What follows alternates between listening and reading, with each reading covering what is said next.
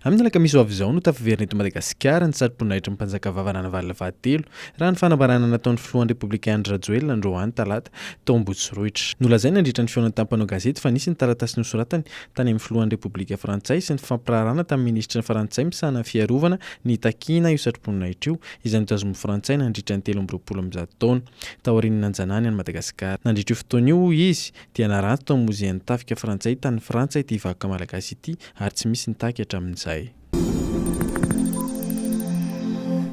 Ny distrikan'i Anjozorobe ihany izay nahitana Trangana pesta roa mbola voakasiky ny valanaretina pesta hatramin'ny atombohan'ny vanim-potoana ny valanaretina tamin'ny volana Aogositra ka hatramin'izao teto Analamanga. Hoy ny dokotera Hisitraka talepatry ny fahasalamana eto Analamanga. Nodimandry tany tokantrano nefa nray tamin'ireo nararo ireo satria tara ny fahafahana tondrasy tany amin'ny tompom-pahasalamana.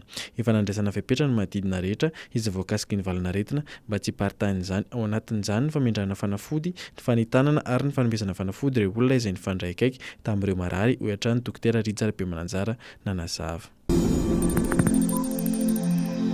Tsy voateraka ny tsirairanay intsony ireo mpandraraha misehatra eo anivon'ny fitrandrana harena an-kibon'ny tany Aogositra.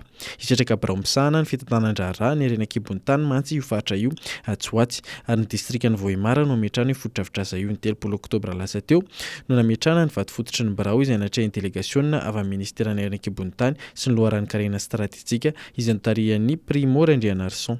Nanambara ny ministry ny harena an-kibon'ny tany sy ny loharano stratéjika fa ankoatra ny sampandraraha-misahana ny fandraharana dia ametraka birao kadasitra ho an'ny harena an-kibon'ny tany na ny PCMM ao amin'ny birao vaovao io. Isy ny masoivo misahana ny tsy aperiny volamena na ny anora ary sampandrarahan'ny polisy misahana ny harena an-kibon'ny tany ihany koa.